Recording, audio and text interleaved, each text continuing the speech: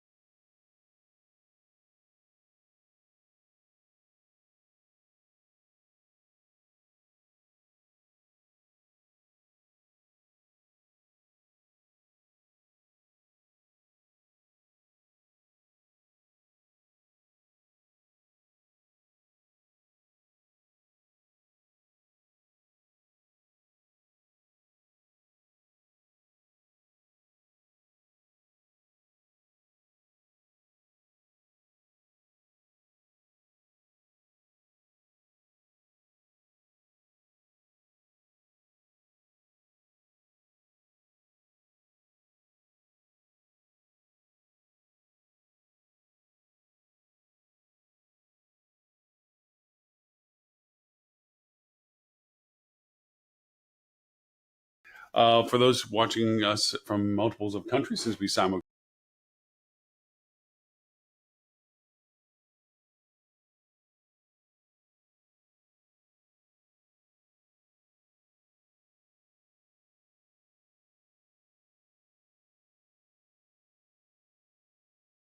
around the world, I thank you for picking up odd hours of the day to go over and join us.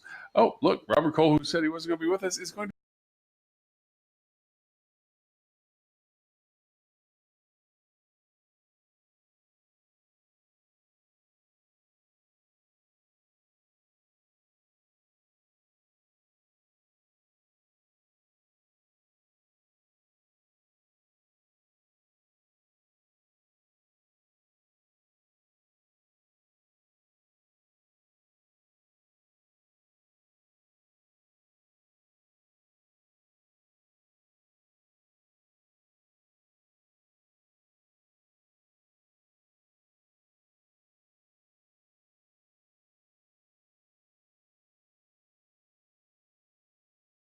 The guy paid out. He probably hate if he heard this.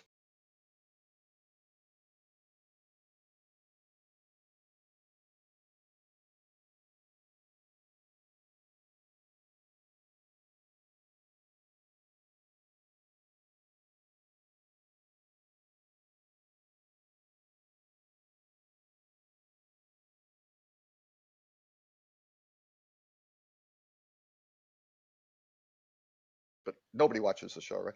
Paid out $1 million of his own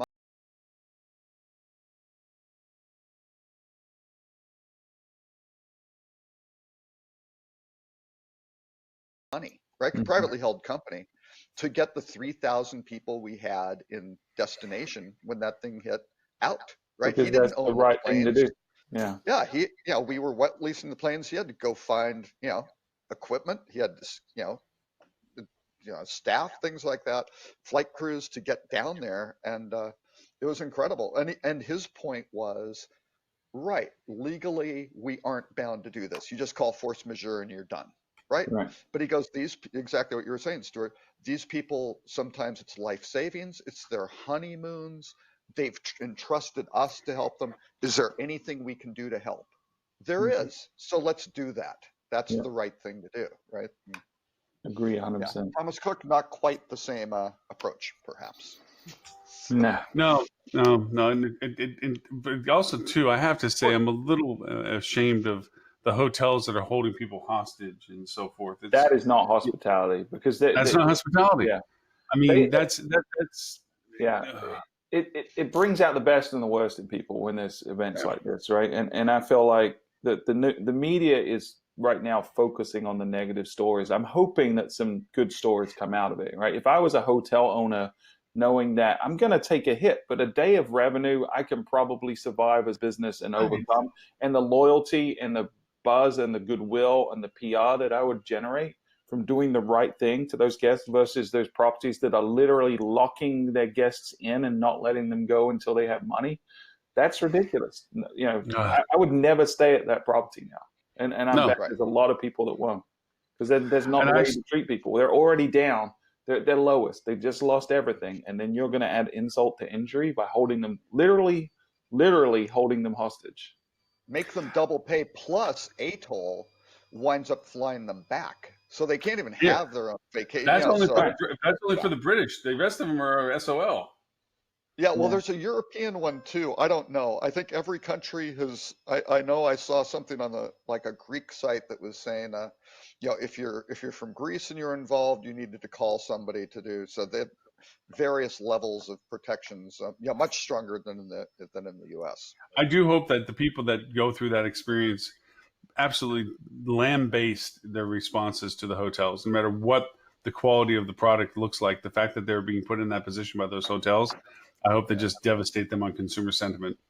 A lot of those hotels probably don't care. They get people from around the world. They're kind of generic products. People don't necessarily are aware of the brands and things like that. And I don't know which properties they are, but I mean, with FunJet, with Mark Travel, which was one of their brands, and we ran Southwest Vacations and United as well. We introduced a lot of people, like Spanish all-inclusive chains like Riu and Iberostar and Barcelona, which I've never heard of in the U.S., but they're all over Mexico and the Caribbean. They do a fantastic job. They're great. But again, people are kind of taking a vacation. They're going with Apple Vacations or FunJet or whatever. And they go, oh yeah, here's this great property. You're going to have, I'll include all the booze you can drink and, stuff for the kids, entertainment, like a cruise ship, right? And it's fantastic, but it isn't a brand buy on the hotels. So you can get variable levels of dedication to the customers. Let's put it that way. No. Hey, now, just a quick question. Does travel insurance, I mean, when we buy travel insurance, when we fly and so forth, that has its own coverage capabilities. Is there a travel insurance that assists with this as well? It's not technically insurance. It's like coverage or something like that. So, they're very, very strict about selling insurance. What does it include? It depends. Depends on the It policy. really does. Some of the stuff is just horrible because you don't pay very much and you don't get much coverage. They'll basically say, oh, well, if your flights are changed or canceled, maybe it covers the change fee or something like that. Or it might not cover the fare differential, something like that. I mean, it can be all over. Some of the stuff's really good where you get, medical, airlift back to wherever you need to be. Right. So you have to read what you get. And not all policies are built equally, for sure. No, I agree with you on that. I mean, I usually go through American Express when I do my traveler's insurance, and it's pretty nice in the sense of, like you said, it covers pretty much everything you just said, plus also accommodation requirements. Lost bag stuff. Yeah. I'll be honest, I've never once purchased travel insurance. Not once. I buy it every time I travel. Really? Even if it's a small trip? Well, especially if it's a corporate trip, if it's a travel trip for business, because you're talking about lost incomes and everything else like this, and it actually, depending, like you said, on the insurance you get, there's coverages for it. But I do it. I've redeemed it twice, where I've gotten stuck, and airlines are excellent at being able to make sure they're not held liable. It's a weather delay, not a mechanical one. It's a weather delay. Really, it's sunshiny here. Yeah. Stuart, you have to remember Lauren is the human lightning rod. You would think they would That's true. qualify You probably him need more from, coverage in general than I do. Yeah, probably do. But yeah, I mean, I've had where it's covered hotel accommodations, Ubers, everything. Rescheduling, change fees, and all that stuff. It covered everything. So I've used it a couple times if it's big trips and things like that, Yeah, I where would all of probably a in that sudden, scenario. I just don't especially take big multiple trips. destinations, if all of a Yeah, sudden you get delayed and then you can't get to something like on cruises and things like that, I'll sometimes do, yeah, yeah, some that things would like that would that. make sense for sure. Yeah. But those yeah, are also massively profitable to the Oh, travel for sellers. real, They yeah. are We have in our booking engine, we have crazy. the option to add damage waivers or travel insurance on the Oh booking. yeah. And the adoption rate, the pickup rate is so high, and the You bet. redemption is so And you low. price it low. Yeah, If you price it low, you can still get a 400% markup on yeah, it yeah. instead of 800% or Yeah, something like it's that. crazy. So And what a yeah, lot of times happens a lot of times is the property is a new revenue opportunity for them, right? Because they don't have to absolutely. handle any of it. It's all a third party that's handling the insurance and the Right. payouts. So they Yep. wash their hands of it. All they're doing is adding a checkbox on their booking right. form or Right. sending an email at some point after the booking. Either way, but it's just free money to them. So Yeah, Well, yeah, and what's funny, even on a lot of marketing programs, you'll see these big giveaways of, oh, win $1 million or this, and it's some oh sort yeah, of thing, and it's not necessarily skill related where there's one winner or something. Maybe it's a drawing or they're pre-numbered things and people throw away the tickets. That's all done through insurance. They it is, basically sell that out there, and they look at, oh, how many winners and how are you doing it, and somebody right. looks at a table and goes, yeah, we'll sell you $1 million, but you got to give us 150,000. They're like, done. Yeah. That's how like hole-in-one competitions and stuff like that work Right, too. stuff like It's that. just the Yep. odds of Yeah. someone winning. Mm-hmm, mm-hmm. So Yeah. a couple of things, and I say this in kind of I worked for a very large company for a while, and they were brilliant at selling at opportunistic times. They went over and sold some of their premier properties at the height. We thought, we're like, why would you sell your most beautiful properties or your greatest properties now? And then sure enough, 6 months later, boom, 2008, everything goes to heck, blah, blah, blah. And, they sold it at peak value. And I Lauren, can't help but when you're echo an that thought in investor, my head as I see the fact that MGM's dumping some of its properties in Vegas. I'm like, I'm not saying Circus Circus is all that, okay? Circus Circus has been one of the most tired products in Las Vegas, but it's still a huge place. And basically hell for anyone who has any sort of clown related sensitivities. Oh, But that's I funny. can't help but think with current events and so forth, that companies who are always more knowledgeable about the sensitivities of economic turbulence, let's say that. Well, I Um, think we're at this point in the industry, right, where, and I'll give Robert credit for this because I really feel like he was the person that started this conversation. Or at least he was 2016, the first person I heard starting to say, we might have a problem on the horizon, guys, just pay attention. And now it's gotten to where it's critical mass. There's not a conference you can go to now where it's not a major topic of conversation. It's yep. what's going to happen in the downturn. The downturn's coming. We've stalled, growth is stalled. So hats off to you, Robert, because I know you spend a lot of time tracking this information, and you're really the only one that has that data that is paying attention to it, I think, that I've seen. But a lot of it, there's a yeah. uprising right now, and I almost wonder if it's going to be a self-fulfilling prophecy, because as we talk more and more about this potential downturn, we get tighter and tighter on our investments, and we might look to sell off some of this stuff, and it could be what catalyzes the next downturn is the fear of the downturn. So we just Oh need yeah, to be a little yeah. cautious. And folks overreacting, that Yeah. sort of thing. Lauren, I was going to say the reason one of the fundamental principles of investing is to try to buy low and sell high. Oh, yeah. That may have something to Yeah. do with what they're doing. So Well, I yeah, equate it to something like selling your house out from underneath you while you're still enjoying living in it. It's kind of like, well, yeah, but they're going to why have would you get rid of long-term the house if management you really like being contracts. here? Yeah. I don't know what'll happen with Circus. I haven't really read, into detail what the plans are to do that, if they're planning on retain. I don't believe MGM would intend to retain management of Circus as is and hope someone No. renovates it Yeah. to be the same thing. So I don't really know if that'd be torn down, redeveloped. Yeah. Actually, they have a huge RV park down there, which Right. is very successful. And the thing I think is profitable because it's just it's just a Well, it's factory, right? They $49 room nights. I mean, come on, you're shoveling. It's a Yeah. factory. Well, Yeah. I would say it's a good strategy, right? Because if we're betting people, I think we'd all agree that there's a good chance the economy is going to take a downward turn. To what degree, we don't know. But at some point in the next 2 to 3 years, right, there's probably going to be some softening that happens. So they're at the point with that property where they have a decision to make. Do we reinvest in this property now and renovate and put a bunch of money into it? Or do we cut our losses, sell this asset, bank that money, wait for the downturn, and then go buy distressed properties at a lower cost? And we're in a better situation. So Right. Yeah, and they're sitting there, and you look at Caesars, right? Caesars is maybe being bought out by Eldorado Resorts. I don't know if that's closed or not, but I think that's happening. A smaller group because Caesars was saddled with so much debt. I remember, Gary, can't remember his last name.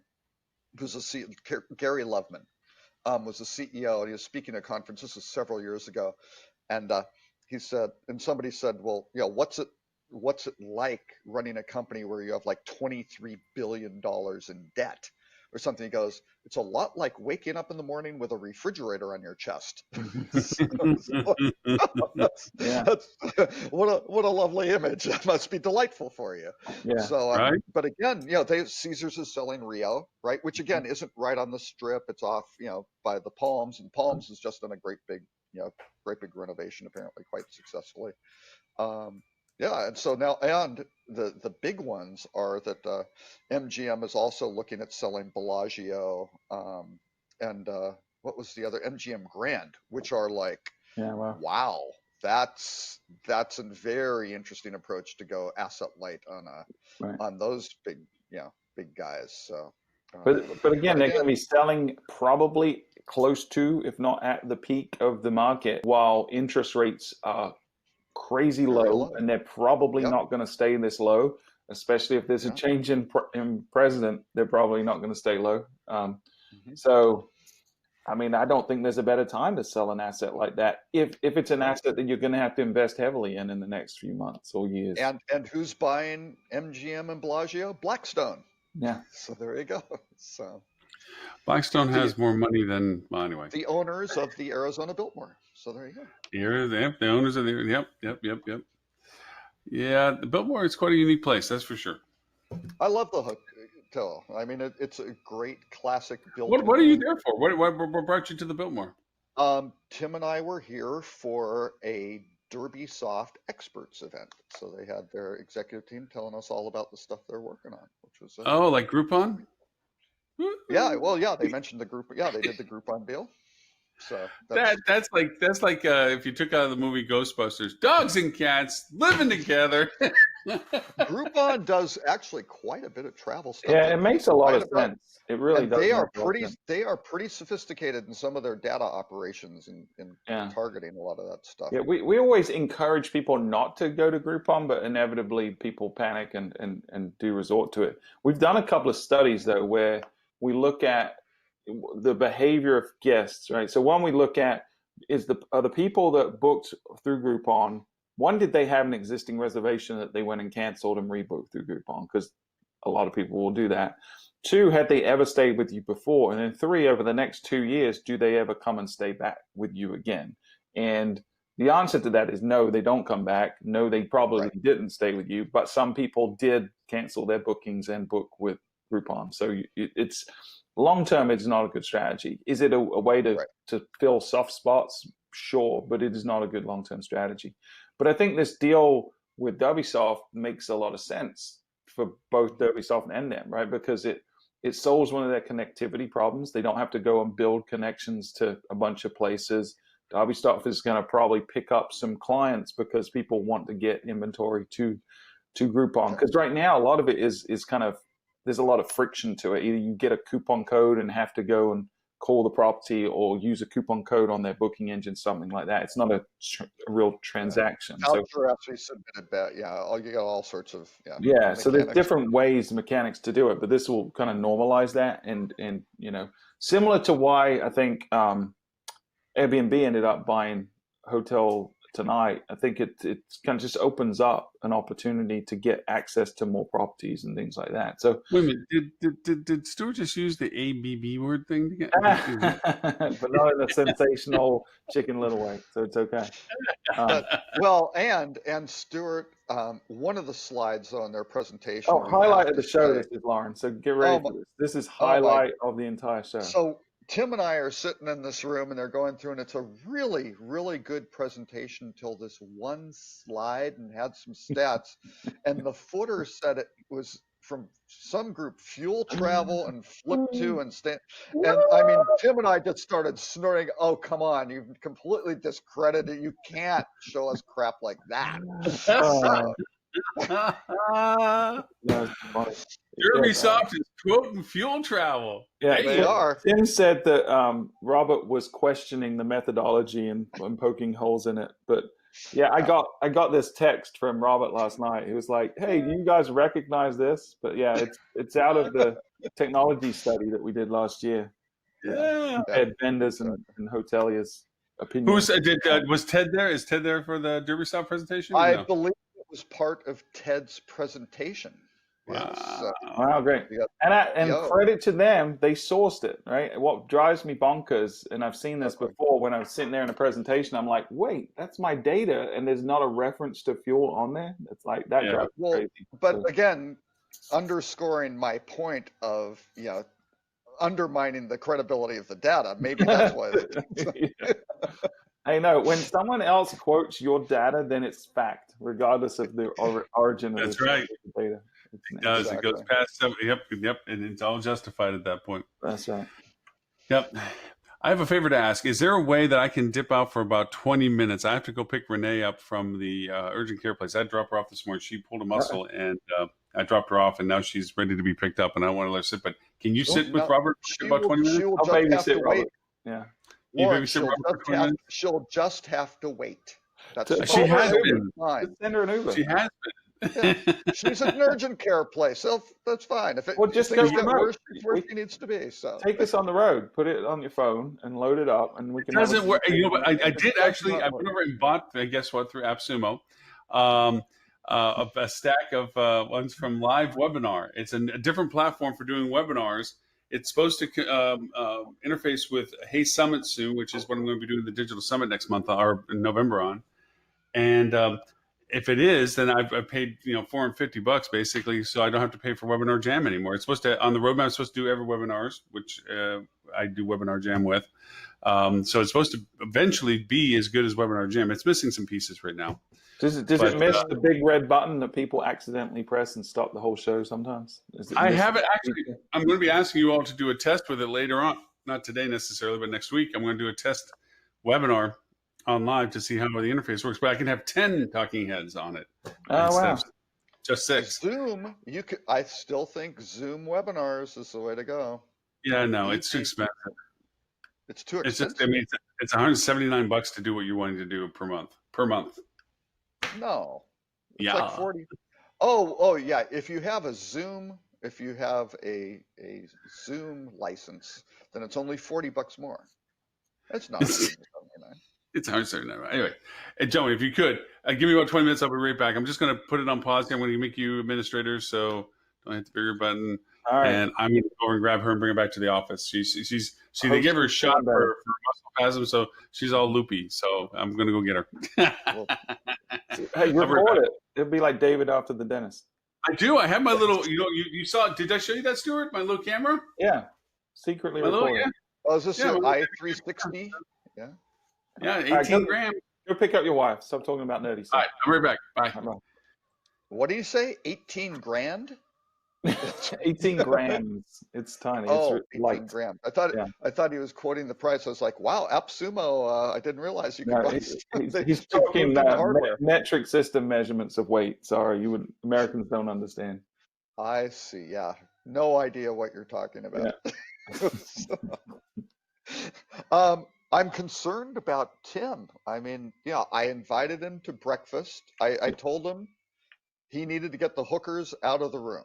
I mean, number one, shoo them out. My text message was, shoo them out of the room, come have breakfast. But no, I don't know. And he So said he you doesn't haven't mean. seen him all morning? Yeah, have not seen him. Just the ruckus last night. That was, Oh, well, hopefully he's hanging in there. yeah. Maybe nursing a bit of a headache. Exactly. I think I've been to conferences with Tim. He's very well behaved. He More may he well may behaved. be out he may be outdoors scouring the grounds for his clothes. That's my theory. I Wow. figure we'll just punish him for not being on the show Yeah, since he like said you he said would in and he hasn't. in the notes before, that if you're not here, then that you're fair game for ridicule and mockery. So Exactly. yeah. So, so any other I kind of thought IHG launching a loyalty partnership with Mr. and Mrs. Smith Hotels. I've always been a real fan of Mr. and Mrs. Smith. Um, I think it's good for I think it's good for IHG. So I'm not Um, really familiar with Mr. and Mrs. Smith hotels. oh, Mr. and Mrs. Smith, it's a little kind of a representation group with really nice, independent, smaller, boutique hotels. And they Okay. just do a great job of curating the portfolio.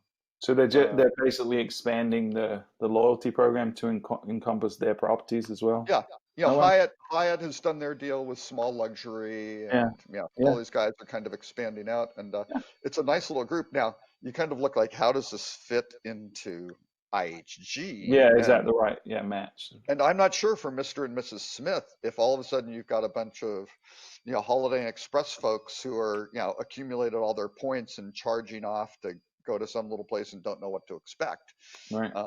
But I don't know. I guess they'll Yeah. find out. I mean, I would imagine that it's going to still appeal to a certain type of demographic within the portfolio of IFG. So, I mean, time will tell, and the good thing Yeah, with I these think kind for of the experiments, Kimpton if they're not guys, locked in, I yeah, think it can work really well. We've had some independent properties have tried it with Choice before and Wyndham, and we've got one now that's trying it with Marriott, so yeah, I think it's a good way to get your brand out in front of a wider audience from the independent properties perspective, and then from ISG's perspective, it's a good value add onto the makes oh that yeah, a unique value proposition for the membership program that is the other big properties don't necessarily have, so differentiates you a little bit.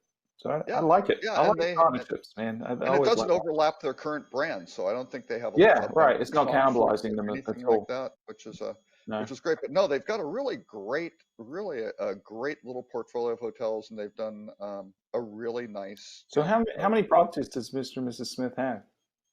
That's a very good question. I've got to think it's maybe a couple hundred or something like that. Oh I'm wow, not that sure. big. Yeah, Wow. yeah, it's yeah. I'm trying to think. Actually, I'm just looking really quick to see if I can. And is it primarily North American? No, all over the world, UK Okay. based, I Oh, believe. there. Okay. Yeah, it's a husband Yeah. and wife who aren't. I think their last name is Lohan or something like that. Okay. So yeah, I don't know how many properties they have, but anyway, no, it's a really nice little collection of hotels, and the website and everything. It really kind of brings out what's special about each property as opposed Mhm. to just the kind of generic booking engine Yeah. approach So what to you things. should do as independent properties. Yeah. Yeah, yeah, Yeah. like talk about what makes you Yeah. different, I and love it when we uh, celebrate things like that everyone should be doing, but because so many people don't, that it's unique, yeah. it's And interesting. I was completely wrong. 1,313 hotels, 306 villas, Oh wow. 48 experiences. Now, here are some of the ones that they have. They do have some really cool. Lake Cora in upstate New York. Mhm.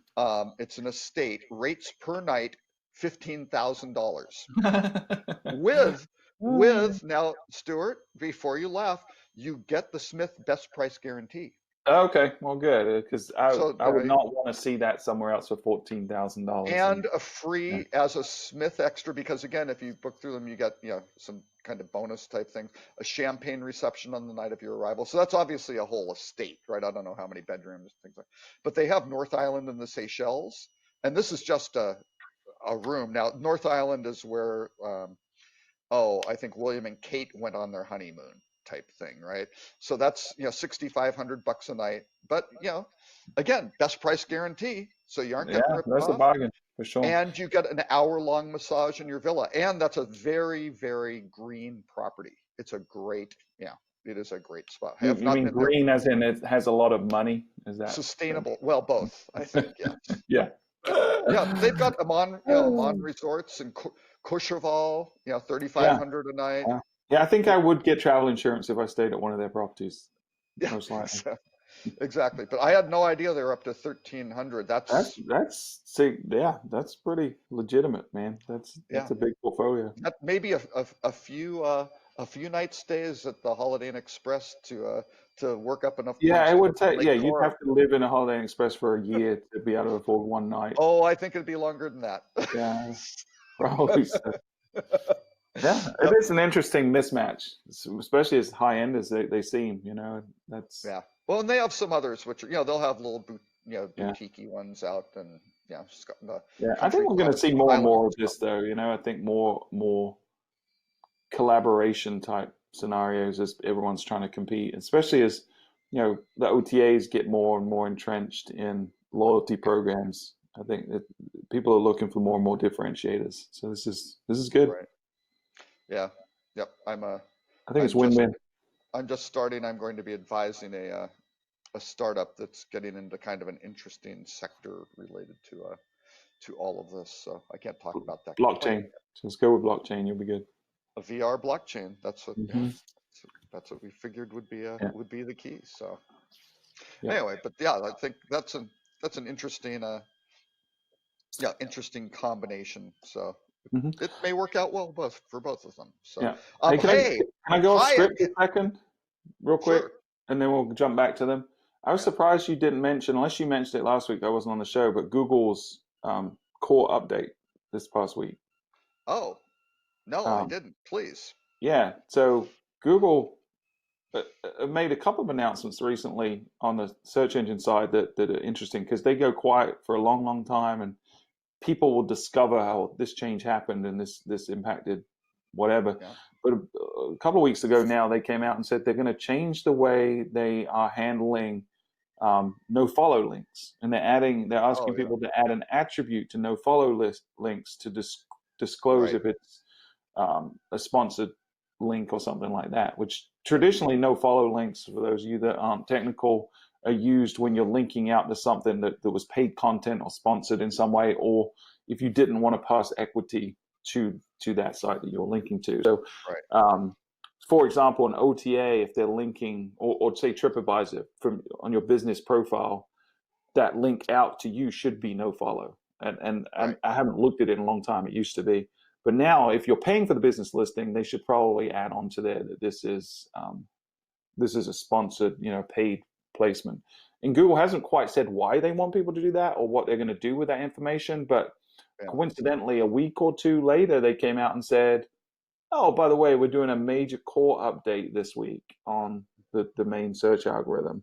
And so that's now out in the wild. And I don't know about you, but I have not seen a lot, at least in the hospitality industry, haven't seen a lot of impact from this one. And usually when there's a big core update, you see a lot of jostling for position, and some people are big winners and some people are big losers. And we across our portfolio really have not seen the instability that we usually see with a Google update like this. Yeah. So, Well, I just posted a link from apparently it started rolling out on the 24th, so they were thinking it's happening now. And yeah. Google's birthday, actually today is Google's birthday. Wow, how about that? Yeah. So yeah, maybe today's the day. I don't know. So Google is 21. Google can drink legally now. So maybe that's the core update. We're gonna get some kind of That's fine. beer goggled Well, Century's always been. Google.co.uk has been drinking for 3 years. So, yeah, Oh yeah. this is 18 there. Yeah. Oh, that's right. Yeah, exactly. Yeah, but no, this was potentially a big deal, and it was surprised. What was the reason I wanted to bring it up was it was surprising to me that how anytime something's going on with Google, there's Yeah. usually a lot of fear mongering, right? There was like Mobilegeddon was the big one a few years Right. ago, and Yeah. you see so much stuff about SEO is dead and all this sensational nonsense. But this one was really quiet. It kind of no one was really buzzing about it in the hotel industry, which really surprised me. And Right. fortunately, that might have been the right thing because it doesn't seem so far, and I don't know how long it's going to take to be fully deployed on every vertical, but right now, knock on wood, it doesn't seem to have had any major impact, at least for folks that are following best practices. And Yeah. typically algorithms target bad actors. So typically, if you're doing the Yeah. right thing, it shouldn't negatively affect you too much. Yeah, and I'm putting a link. I think we covered it in early August about what the what was happening Mm-hmm. with it. But you're right, I haven't really heard anything doing it. Yeah. But I have a link from the official Google blog that I'll put in the notes here that will cover off what webmasters should know about the core Yeah. updates and Yeah. yeah. So So well, there's and I that. think one of the things was all these no follow links. They basically said, we are going to follow them. Yeah. Sort Yeah. of thing.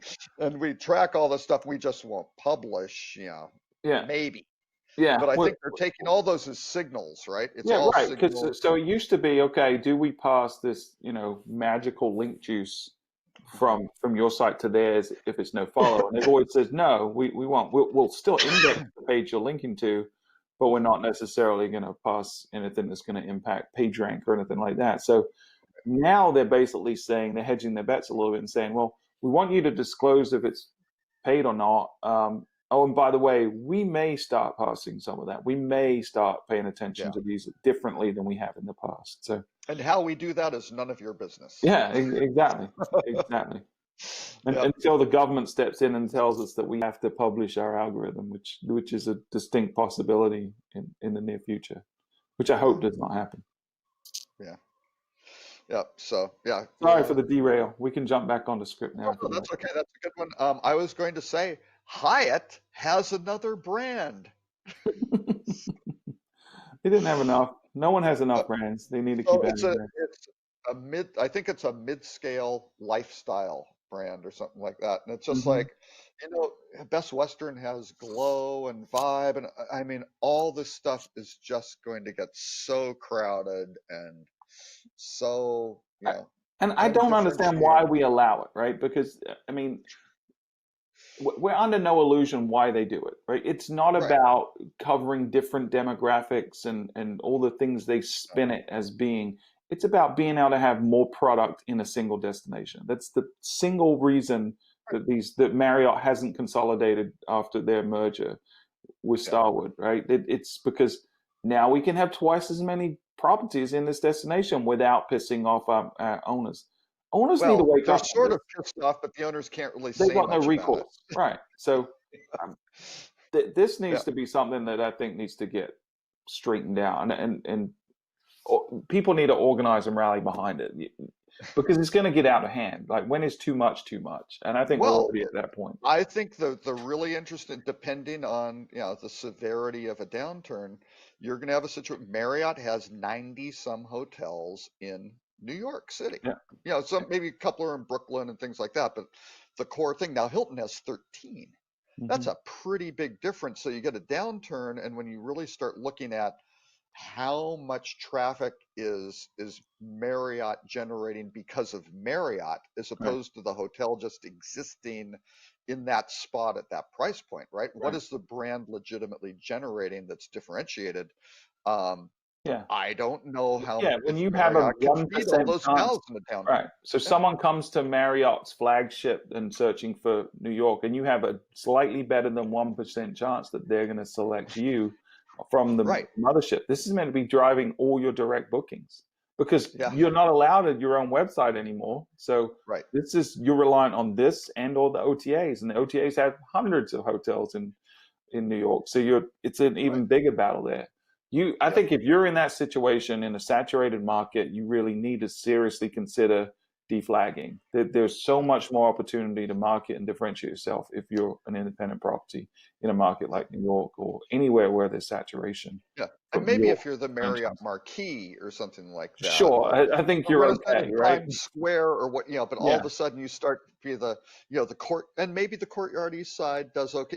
You can kind of go, okay, there are a few of these, but when you're the, the seventh whatever, right, and you're but in kind of a but even, I mean, I think you could argue that either way, right? So you'd say, okay, the Marquis is the flagship in New that's York, true. right? But it's a phenomenal property in a phenomenal location. I've stayed there a couple of times. I would probably stay there every time, regardless of whether it was a Marriott or not, because I'm comfortable with it. A lot of people would, and because of your location, because of the luxury that it offers, you could sell that, you could merchandise that really creatively, and going after keywords based on your location, based on your amenities, based on you've got a lot of whatever meeting it is. space. You've got, a There's a big lot of chunk of it is opportunities going to to be reach different types of audience. Now, would it be a lot of work, and would you need staff to manage that? Sure. But at the end of the day, would that be less than the 15% or whatever you're paying for the franchise fee? Probably could be. So right. Yeah, it's certainly not. The franchise fee's got to be a big one. I don't know who owns that property. I'm not sure, but no, they do a good job, man. Their staff are great. The property itself is in great condition. I mean, that's where HSMAI holds its annual marketing summit. I almost said digital marketing summit, but they dropped the digital, right? So I'm not sure if they did or not. Maybe. I think they dropped the digital from it. I think so. Yeah. I think it's just a strategy conference or marketing strategy Marketing conference. strategy. I think it's now marketing strategy conference. Yeah. But so I've stayed there a few times. We'll be staying there again in January, and it's a wonderful property. I don't think they need Marriott. I mean, they're doing great. Obviously, they're always bustling, but could they survive without it? Absolutely. But maybe the owner needed the Marriott brand to get the funding to get the to do the financing. renovations. Still the biggest challenge. It's still the biggest challenge. Yeah, no, exactly. So we'll see how those go. What other ones were kind of interesting here? Marriott's sticking with Bonvoy through the score, and we've picked on Marriott enough, I think. Disney theme parks are going vegan. They're adding vegan items to their menu. I love that title though. That to me epitomizes the problems, the challenges that we have today in terms of how we receive information, right? And again, the majority of people read a headline, and you could easily misinterpret that headline as only vegan limiting meat in general. But the reality is they're adding vegan options to all of their outlets, which makes a lot of sense. Hospitality business, it's an increasing demand for that type of product. There's a lot of alternative solutions now, especially with plant-based meat substitutes. Right. This is a no-brainer. I'm surprised they didn't already have vegan options at all their outlets already. And they very well may have. Yeah, I'm sure a lot of them do, right? But now it's like, okay, let's get some headlines. Let's distract from the fact that people aren't coming to the Star Wars theme park. Let's talk about veganism. And it's probably part of a bigger PR campaign. It's like, how do we attract new groups of people? And it's like, let's target health and wellness, and what's a good angle there? Let's go vegan. Let's jump on this meatless bandwagon that's getting a lot of hype right now. So So anyway, that's. Well, I look forward to having my what was it? It was like a Tatooine Two Sons hummus or something that the Star Wars named. I think. Exactly. Yeah, I don't know. Yeah. I'm trying to think in the Star Wars films if you see a lot of meat-based dining. I don't. Well, you saw in the last one, Chewbacca was going to eat a porg, and then he was guilted out of it. He cooked it like a rotisserie chicken, and then the other ones gave him the big doe eyes, and he decided not to eat it. But yeah. That's right. Yeah, only the Wookiee. Maybe the Wookiees have a heavily meat-based diet, I guess. Yeah. Anyway, that's. Oh, I thought. And Ewoks as well. Ewoks are flat-out murder bears. They try to roast Han and Luke Oh, that's a good point. to eat them. You're right. Yep. Yeah. Yep. So Oh, he's yeah. back. We're talking about murder bears, Ewoks. So you Well, can, or Ewoks are cannibals too. So, yeah. you know, yeah. Well, they're not really Cannibal. technically cannibals because they're not eating Wait, do themselves. they eat other Ewoks? Or No, Yeah, they remember all the Ewok skulls that were around? I They weren't mean, Ewok skulls. They were other creatures. There was like stormtrooper helmets, and there was a oh predator yeah. skull and some other stuff. Also, you know, there was some Ewok heads. I don't Little- think so.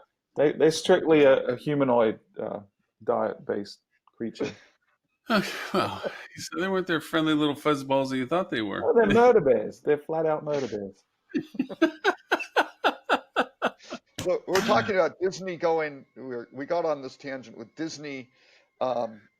Quote headline: Disney's U.S. theme parks are going vegan, and it's like, no, they're just going to have some menu options, which we think they probably already had before. They did, but I did notice the fact that they're offering 20% off to all Canadian travelers. Really? Yeah, that's a Disney- big ad down here in Florida right now. 20% off. You have to prove your Canadian citizenship, Wow. but you get 20% off. How is that not discriminatory? They do it all the time. I mean, I remember years ago talking to the Disney folks. They very, very much look at the source of business and what their share is. And actually, at that time, Disney World was trying to figure out how to get more business from like New Mexico because it was over-indexing to Anaheim. And you're like, well, it's a hell of a lot closer. But they're like, yeah, we know that, but we should be getting more, right? We're underperforming out of that market because again, people from California go to Disney World in Orlando, right? It's different experience. So yeah, they're like, oh no, they were interested in how they cut deals and keep them in closed groups and isolated so they don't mess around with our retail pricing structure like they are doing here in Florida apparently. Well, I mean, there's always the local resident rate. I mean, how's that not discriminatory? You know, because you live nearby, you get the best discount. Yeah, I thought that after I said it. It's just weird to me. It's a slippery slope, right? If you're segmenting people and offering a different price just based on geography, that could easily slip into other groupings that are very problematic. So, but hotel groups and resorts do it all the time. The wholesale market. I mean, they got all these Brits over there paying next to nothing because it's a longer stay and things like that. Mm-hmm. I think Sturgis is sad because they're not offering any New Zealanders any discount. That's right. That's funny. Hey, I'm gonna go get a Canadian passport just so I can go to Disney for cheaper. Yeah, that's right. No, it's I was reading on Facebook. Stuart was Canadian. Oh, who knew? Part of the Commonwealth for sure. Yep, exactly. Yeah, it's true. Yeah. No, there was a Facebook post of some people that were very much into Star Wars, and they did all their homework. They dressed in appropriate garb for a bit of a cosplay when they went to the parks. They the language wait, was is cosplay really appropriate dress? Isn't that kind of a mutually exclusive sort of thing? No. But it's a language. Is it called Arabeth, Stuart? I forget. The language, the universal language for Star Wars. It begins with an A. Yeah, and so they made their own IDs. They made one of them a captain, and another one something else, and the little plexi cards. And they actually went over and made a little metal, not coinage, but credits. What the rectangular monies? What are they called? Crap, I'm drawing a blank. Anyways, they did all this stuff, and they got stopped from entering because they didn't have their employee passes, and they actually had to go and get reviewed.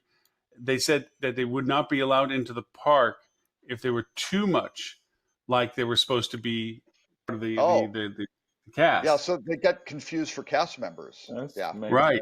So they had to take off the goggles and some other stuff because they didn't want to be. They didn't want the guests to be confused that they would be staff. Right.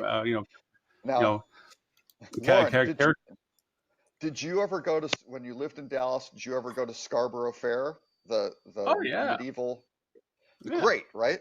The classic was always seeing the people visiting, taking pictures with who they thought were cast members, who were not. They were just other attendees. Right. Oh, down here, I mean, it's actually kind of fun because when we have bike nights and things like this in Cape Coral, there's some people that walk around and they're in their attire. There's a couple that dresses in Renaissance. and he's got the whole pompadour outfit, sword, everything, and the police are constantly stopping because he's got this little 4-foot broad sword. Nice. And it's like after a while, it's like, okay, well, then we have somebody that's dressed up as Jesus that carries a cross around and stuff. It's a pretty eclectic group that comes to these things. Lauren, why are you referring to this gentleman in the third person? That's my question. Kind of doing the whole Henry VIII thing. Yeah. Exactly. Oh, I'm Henry VIII. I am Henry VIII. I am. Yep. So, what did I miss? Did you solve world peace, world hunger? What? Absolutely nothing.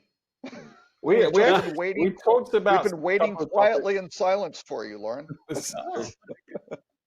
We did cast some aspersions about Tim, but other than that, oh well, that's all duly known. Tim has disappeared off the map. For 2 weeks. Tim, he's next week, and he know never the does. grounds. You're familiar with the extensive grounds here at the Biltmore. We're pretty sure he's looking for his clothes. Probably up in the trees where he threw them. I don't know. Could be anywhere. Is the pool still open or is it closed? The pool? Let's find out. Oh, wait a minute. Look, Tim's joining. He heard us talking about him. Big brother was watching. Pool is Look, open. he's alive. What happened? Your ears are burning, dude. We're talking about you. You found your clothes, finally. Yeah. What? Your clothes. The ones you threw up in the trees from the party that about your wild night last night. Wait, I'm sorry. I warned you that I had to tell people that, I mean, I didn't go. I was invited, but I couldn't figure out the theming of kind of the Breaking Bad Charlie's Angels combination.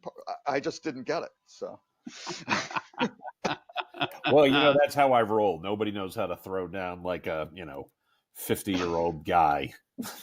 Yeah, well, and so there was conjecture when you didn't show up, and I explained, wanted to go to breakfast, didn't really hear from him, and we came to the conclusion you were probably, expansive grounds here at the Arizona Biltmore. You were probably looking for your clothes. Well, I know the truth of the matter is you're right. I mean, what can I say? That's right. You can neither confirm nor deny. Okay. Well, yeah, exactly. I've locked it into a secure file server that all the details that nobody's allowed to access. Oh, that's funny. Okay, yeah. So, how many people showed up at the Derby South event? How many people did they get? It was a very select group. Yeah. And you guys both made it. That's amazing. Wait, whoa. They can't be in the same sentence, Robert. Your name cannot be in the same sentence as select group. Well, I know, but I have dirt on a lot of these guys. So. Oh, wow, that case. All right, yeah. Leverage always works. Yeah. So yeah, I don't know, maybe a dozen people or something like that. So. No, that's not bad. There's only people who knew Tim Peter was kind of the thing. I think if you knew Tim Peter or convinced them, then you. Tim Peter was the theme of the event. Well, again, it's a cross some of us have to bear. Well, they have to have it here because of security. The groupies are always a problem with Tim. And if you can get, the Biltmore, it's kind of, there's a long driveway, so you can get the proper security details and several lines, of security that. So, some people that were there. I mean, Ted. You mentioned Ted was there. Yep. Was what's the name from Chicago there? God, I'm trying to think of old names now. It was Keith and Dwayne. It was all of it. Was Keith Godden, Dwayne Overgaard, and then a bunch of Pablo O'Brien, and then a bunch of folks. Oh, Pablo was still there. Really excellent. And then a bunch of folks from Shanghai, the Shanghai office. It was mostly the leadership team. I think they are all the senior execs of the company. Yeah, very nice. Wow, there really was a think tank then. I'm glad that they're moving along. Yeah, it was cool. It was. I ridiculed them, although Stewart defended them with this whole Groupon thing. I still think it's like dogs and cats sleeping together, but I think it's a mutually beneficial relationship. It makes perfect sense. Perfect sense for Derby Soft. It's great. Makes great sense for Groupon. For sure. Yeah. I mean, when you think about what Derby Soft does and what Derby Soft is, their job is to provide connectivity. So, Whether or not it makes sense for hotels to take advantage of or businesses to take advantage of, I think it's something they have to look at on a case-by-case basis. But it makes total sense for Derbysoft to say, By hey, the way, if you it want doesn't to make do sense. this, Yeah. you know, we're gonna make it frictionless for you to do that, right? Yeah. Yeah. That was the case we made, and I pointed out, that when we've dug into the data of the long-term impact of an individual property choosing to use Groupon as a distribution channel, it doesn't look so great, right? But so I definitely don't recommend hotels jump on the Groupon bandwagon just because it's a bit easier now. But certainly for those that are doing it and choose to continue, this solves some of the challenges, the friction points that has existed. Will probably drive more people to using Derbysoft as a connection partner, which will drive them revenue, and then we'll probably get Groupon more business as well. So it's win-win. Has Network Derbysoft effects changed are their very pricing important. structure at all that you're aware of, Tim, from times past? Because say that one more time. I just didn't hear you. Changed the pricing. I haven't talked to them in a while. Have they changed their pricing structure? Because I mean, I use Whip because it's just dirt cheap compared to what Derbysoft poked around. I don't honestly know the answer to that. For a couple of my clients, I use Whip because they're the only ones at the moment who have the interface to the PM systems that are in use by those properties, right? So it's not a judgment statement about Whip or Derbysoft. There's pros and cons, in all those cases. It's that literally the connectivity exists or the connectivity doesn't. So that kind of drives the decision right there. You can't do you can't do hotel ads without connectivity, and if the connectivity doesn't exist to the PM, or it only exists through one partner, guess which partner you're going to use? Yep, exactly. Yeah. Are you feeling okay? You sound like you have a little bit of a chest cold or cough. No. It's the dry. The dryness. I'm just a little dry. I probably should have a bottle of water handy, but I he's just choked up because he hasn't seen you in a couple of weeks. Well, that too. Yeah. Again. It was really all the naked shots of tequila that I really should have stayed away from. I would like to point out, I was not naked. The tequila was. Oh, I thought At the least at that servers point. were. I'm sorry. I was just in Phoenix last week and I got stuck all Friday because Dallas was having their storm come through that came up through Houston. And I got stuck in the beautiful airport of Phoenix for a while, about 4 hours over delayed, and then Dallas and another 4 hours. And it was like 4 o'clock in the morning by the time I finally got home. But Phoenix, I mean, the airport's nice. And I mean, the city's awesome. I was up in Tempe. We did the HSMA event up there. So got it. Yep. Well, It's Southwest pretty nice. delayed my flight or canceled my flight completely, put me on the next flight. So And neither of you ran across Holly. I mean, she's running all over the place. I mean, I contacted Holly and wanted to get together, but she had house guests and all sorts of other. oh yeah, she had a couple people come in for some conference or something. She plays lodging conferences going on at the same time. Yeah, I noticed that you guys already bashed out the Hyatt's new brand, which I'm sure you see great things. Caption, which I'm not exactly sure. Yeah, we had a discussion about how there's not enough brands in the industry, and that the one exactly thing we need to solve hospitality is more brands. That's totally what the solution is.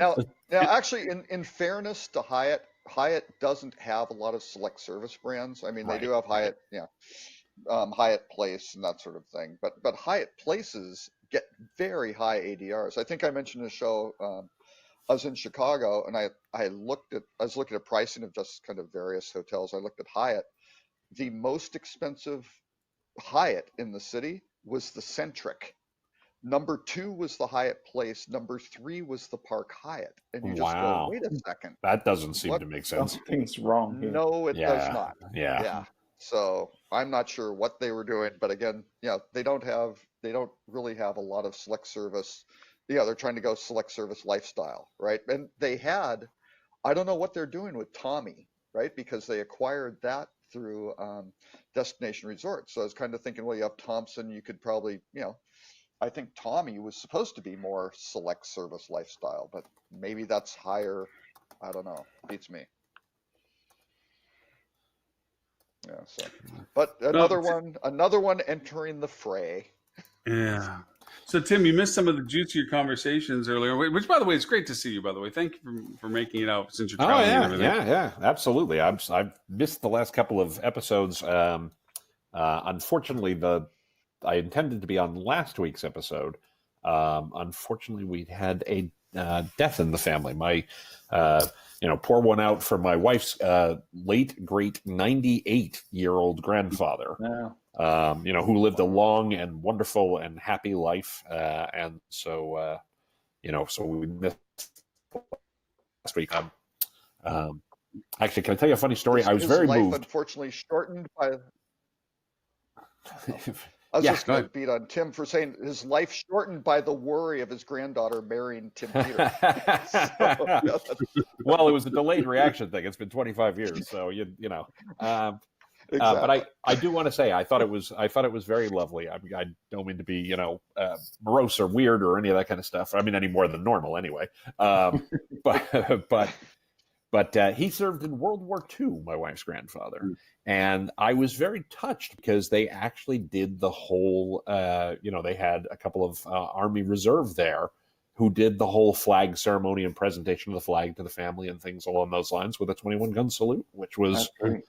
Which, I mean, for somebody who served 70 years ago, that's remarkable that they still, recognize and give as they should, right? As they completely and utterly wouldn't dispute that at all. Just didn't see that coming, honestly. So that was had that for both of my parents. It's a great, thing. I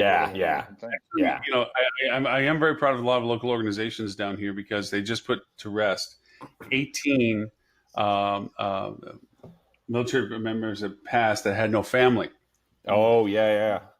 For 17 years, these urns have been sitting and so forth, and they did full military ceremony. A lot of the bike clubs down here are big ardent supporters of the organizations that do this, and so all the motorcycles roll in full military, flag carrying, putting into internment and all that stuff, and very proud of the fact that they, and again to your point, as they should, remember these people that were willing to put everything out there for this, so that they and just because they didn't have family doesn't mean they don't get the honor. So it was really neat. They did actually 18 was the largest one they did in a single ceremony recently. But because down here obviously we have a little bit more indigent care, and so there's more reasons for these organizations to exist down here. So it was kind of nice that they did that. Yeah, I was going to say that DC earlier this week, and they had an honor flight going to St. Louis when I was leaving. Yeah, we do honor flights down here. Yeah, a lot of honor flights down here. And they're while they're still around, because now they're in the Korean War. There's not so many World War II honor flights out right now. Vietnam. They were actually doing a Vietnam honor flight. Yeah. So, but the one good thing is Tammy's going to outlast Tim because her family line says 98 is not a hard number to get. Okay. No, absolutely. Well, it's funny. We always talked about the fact that my wife's grandfather, served in World War II, was a coal miner for 30 years or something like that. Smoked for 30 years, and lived to be almost 100 years old. So and ate bacon and eggs all the time and all that other kind of stuff. So probably what kept him alive. He's an inspiration to us all. Yeah. The only thing is I think Tim's shaving time off of Tammy's life. That's probably the only. Well, you're not wrong. Oh, damn. The Who concert has been postponed for tonight. Aww. I was rushing back to Dallas to go see the Who for about the 5th time or something like that. But, so Tim, we did get the chance to talk about Cook Travel and its demise, and you didn't get that chance to kind of elaborate on that at all. Any insights to that as well? Because we just basically poo-pooed any hotel that was holding people hostages. Oh yeah, we were, all that stuff. I bet you hit all the highlights that I would hit. The one thing that I think it's a shame. Obviously, I think it points to a broader. The only thing that I thought about it specifically is, and this is going to come from left field because it has less to do with travel. But, people talk a lot about, we're sort of in a retail apocalypse generally right now. Retailers are struggling and the like. And I'm frustrated by that because all of these kinds of retail situations, and Thomas Cook was the same thing, has less to do with whether or not they had a good product or had a good service or took care of the customers. There are certainly elements of that where they could have done a better job and all that kind of stuff. But also, because of various financial engineering, all these folks are loaded up with so much debt that's really what crushed them. It wasn't so much that they, that they didn't offer a good service to people or didn't offer a good product to people. Cook has done really well with that. TUI has, always done a really good job with that. But because people, played with the finances in certain ways and took on ridiculous amounts of debt, some of which probably was necessary because running an airline ain't cheap. But it's the debt that killed them. Right. It wasn't the customers weren't using it. The very fact that they have to airlift 180,000 people home. That's only the Brits. That's only the Brits. Right. Yeah. Totally. So, it does speak to, for hotel operators out there and hotel owners out there and the like, not that you need me to tell you this, but use debt wisely, because that could be the thing that actually causes you problems. Okay. So let me ask an arbitrary question, because the other combination link of this was, the notable, and I made this comment before working for a large company, they sold a lot of their assets at what I considered a ridiculous time, that they sold them at this peak, where we were at this peak business level, only to be that they were incredibly brilliant because they sold it at peak level. It's only to have 6 months later, 2008 come crashing down on everybody. So they sold the hotels at the optimum value that they could ever be attained at. And you're like, this is brilliant, but again, people like that are very sensitive to economic shifts. And then with the changes that are going on in Las Vegas right now, with MGM selling off Circus Circus, and we talked about the other ones and so forth, is this also kind of indicative of this is the optimum time of value proposition because we are going to go in towards something? And if that's so, my question is this: do you feel that the hotel ownerships, the way they exist, are overextended or well positioned in general for a downturn in economies? At least from my take, I don't think there is in general. I think it's going to be market by market and ownership group by ownership group. I think it's very hard to generalize about that. I think there are companies that have done a lot of really smart things. I think there are some companies that maybe could have done some things and they're probably smarter. Very over leveraged. And if revenue starts going down while operating costs continue to increase and interest rates go up at the same time, that's a really bad combination. Correct. If you're over leveraged, so there's going to be some consolidation and stuff. Leverage is great when markets are going up, not so good when they're down. Exactly. So taking one out of the hat, do you think Aimbridge's acquisition of Interstate, are they looking for what they did in a way that because we know that when they're that scale, operational values and so forth are really tight. And, they just paid all their coin out and leverage and everything else to acquire almost someone of equal capacity and size. Is that putting them in a vulnerable position for the next 18 to 24 months? They've got a private equity group behind them. Yeah, I think they've got some big backing. That's where the money's They're going to find a lot of efficiency there. There's a lot of overlap in overhead. Interstate had 600 properties. The 800, they can probably not shed 50% of the people, but they'll shed 30-some%, I bet. Yeah. Well, and I haven't looked at their financials at all, so I can't comment from a financial perspective. But I think it's really interesting, in the amount of consolidation we've seen and, potential future state of brands as they may happen. The fact that these folks are coming together and saying, hey, we want to be the biggest, we want to be the biggest fish in the ocean on the ownership side, on the management side, et cetera. They may be setting themselves up to become a different kind of brand to the market in a really smart way. I'm generally speaking, I think that's a really smart deal, not having looked at their financials at all. I think it's a really wise decision to get bigger. Yeah. Right. Mm-hmm. Yeah, and Ashford acquiring Remington. Yeah, absolutely. Yeah, well, that was a positioning move, really, in all essence. I mean, they were symbiotic already. So yeah, in terms of the economies of scale, they should be able to bring to it. In terms of the positioning, they should be able to bring to it. I don't see a lot of downsides there from that perspective. Yeah. And this mirrors other industries too. I mean, I think, and even in our own industry and other sectors of the industry, I think we're going to continue to see consolidation and the big guys getting better and eating up the small guys. And because, unless you're a niche and you can differentiate, Tim talks about this all the time on his podcast, either you become the big 800-pound gorilla or you find something unique. And we're just going to continue to see this consolidation until there's going to be 4 or 5 massive conglomerates in this industry. Yeah, and with them being so heavily concentrated in mid-scale, and upper mid and things along those lines, their ability to differentiate, that's a really crowded space. So, you're not going to win because you're dramatically different from everybody else. You're going to win because you dominate the marketplace, Right. Yeah. So where is the last frontier of all this? You got Oyo coming up from below.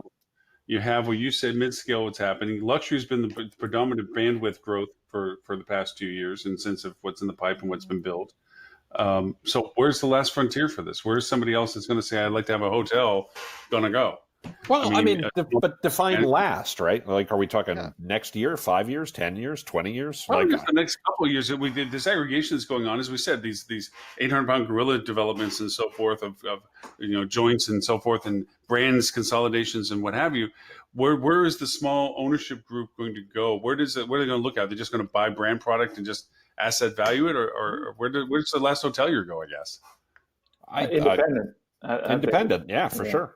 Go ahead, Stuart. Well, I was going to say, I think that no matter what happens, whatever scale these guys get to, there's always going to be a place for people that have hospitality at the heart of their business. Because if you do a good job hosting guests, being an innkeeper, and creating exceptional experience where you surprise and delight the guest, you're going to do just fine. And you're probably going to be more profitable in the long term than anyone else that's focusing on efficiency or scale or these other drivers. I think hospitality is always going to be the answer to any problem in this industry. Absolutely. I couldn't agree more. And I always liken it to, forests. As weird as this is going to sound, you know how you have old growth trees and things along those lines. They get bigger and bigger and bigger and crowd out all the light. And then you have a forest fire and some of those things die. And that creates the light for the little seedlings to rise up and start growing all over again. It's just a cycle. And right now we're in the cycle where, some of the trees are getting real big and blocking out the light, but there's still going to be little saplings coming up that have some real opportunities to fill in the niche. Right, and we still have a clear-cut log and destroy the environment. Well, that's what we call a recession, Robert. Yeah.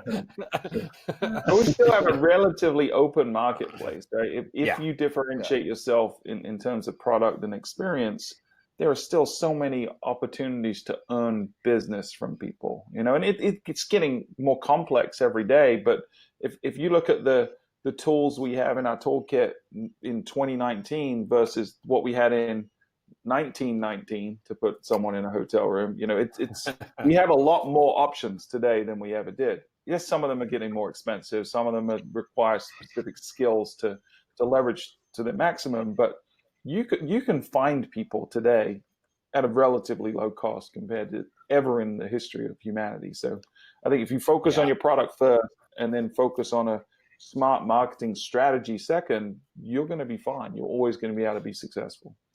Yeah, I always use 2 examples. I probably need to update my...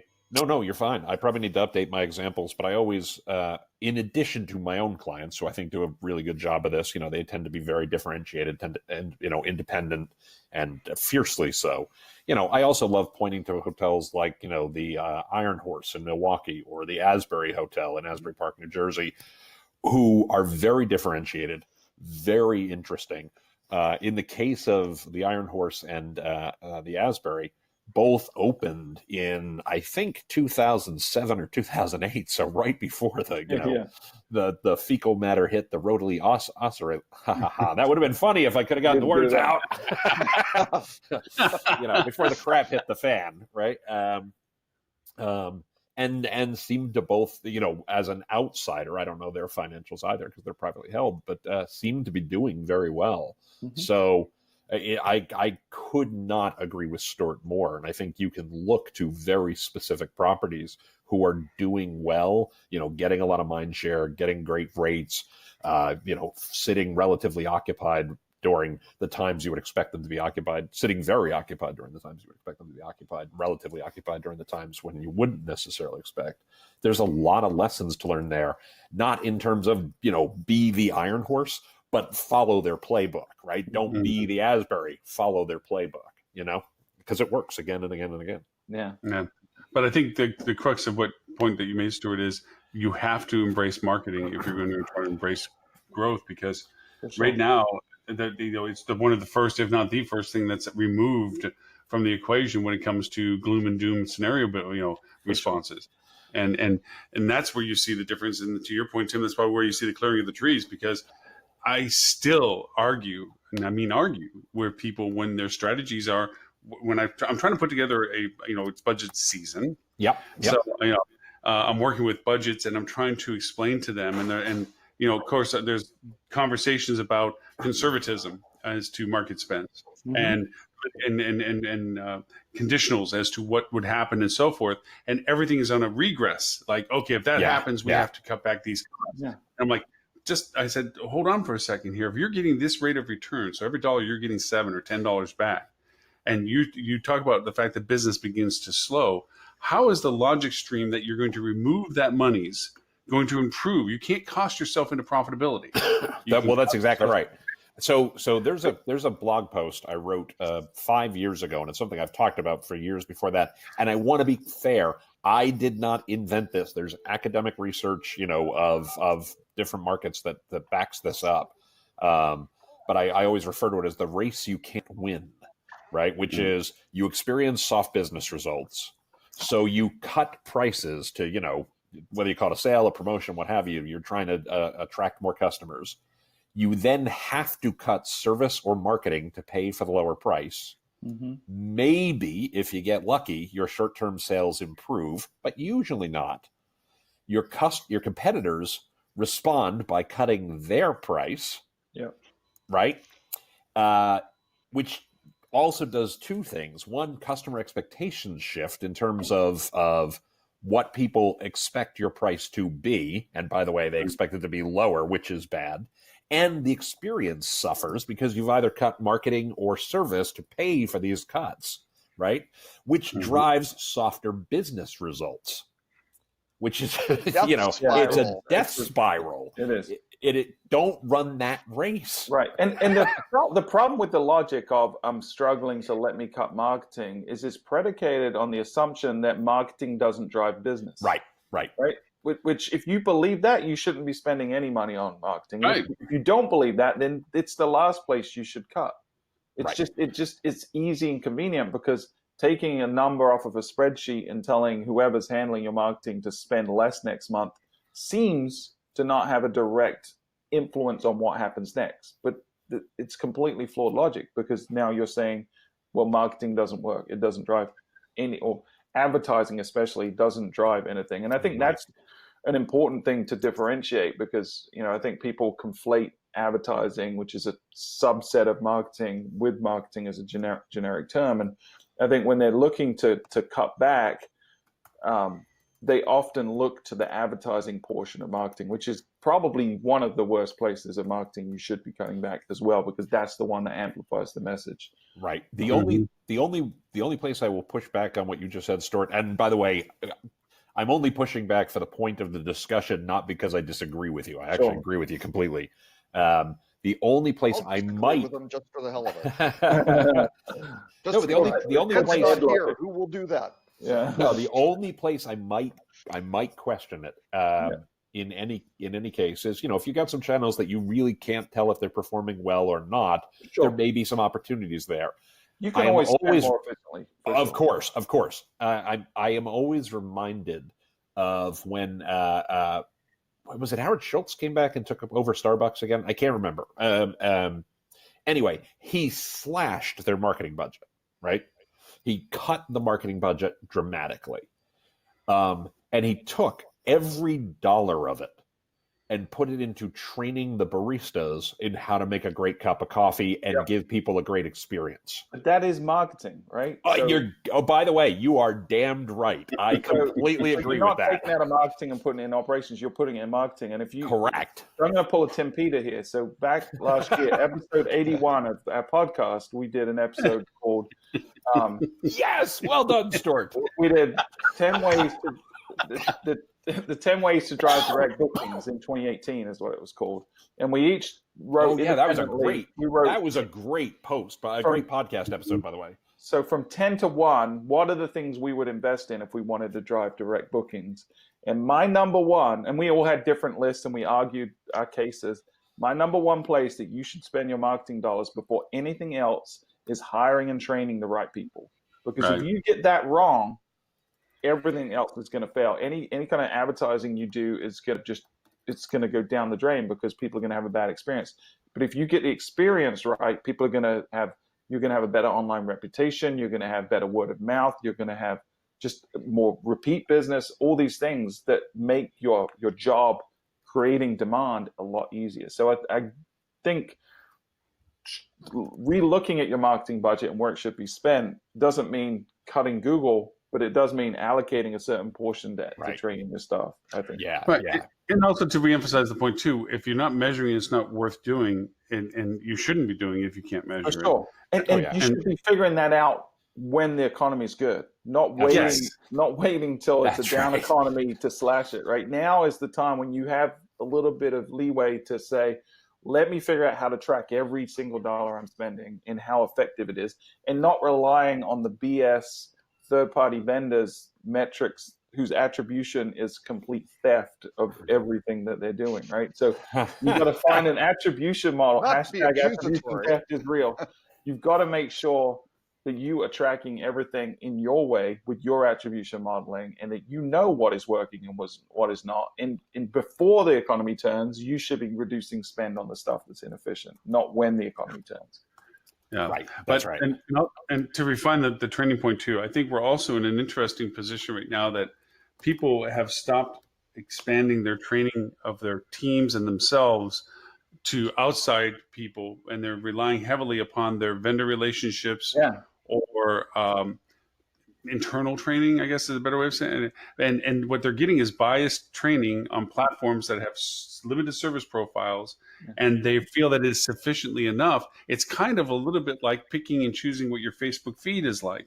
You're going to eventually create an economic bubble or a culture bubble around you of only what you think you know, and nothing about what you don't know. Right. It's flawed in the same way as SWOT analysis is flawed, right? Because you're taking all your own biases into it at the same time. Right. Yes.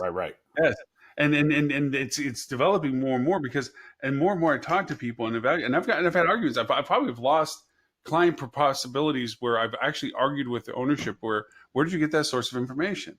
And it's from the vendor that gave it to them. And I'm like, so the vendor that you pay, that you rely upon the reports that tell you what they're doing, told you that this is what is the truth. And you didn't question to think that maybe that's a closed circuit conversation. Right. You know, exactly. Let me introduce. Just looks at it.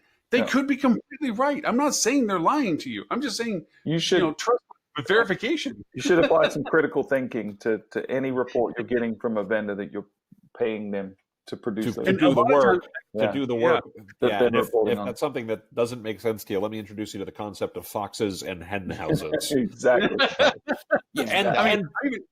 And by the way, I want to defend all the various vendors out there for 1 second, because A, we are all those guys sometimes. We're those guys. And all. And B, I think most of the companies out there that we would be able to name off the tops of our heads are very ethical folks and all this other kind of stuff. I don't think they're deliberately lying to folks. I think their incentive is to present information in the best possible light. And so when you're a relative thing, in the best possible light for them. Oh no, for sure, of course. But I mean, it's funny. We do a thing. I do an exercise with folks on not social media marketing, on personalization and things like that, and for my Rutgers class, about crossing the creepy line, right? Yeah. And it's very hard to avoid crossing the creepy line. So for those who don't know, crossing the creepy line is when you do something that's, creepy to your customers because you got too personal. And in practice, it's very hard to know that you're crossing the creepy line when all of your incentives are aligned to do the thing that might actually be creepy.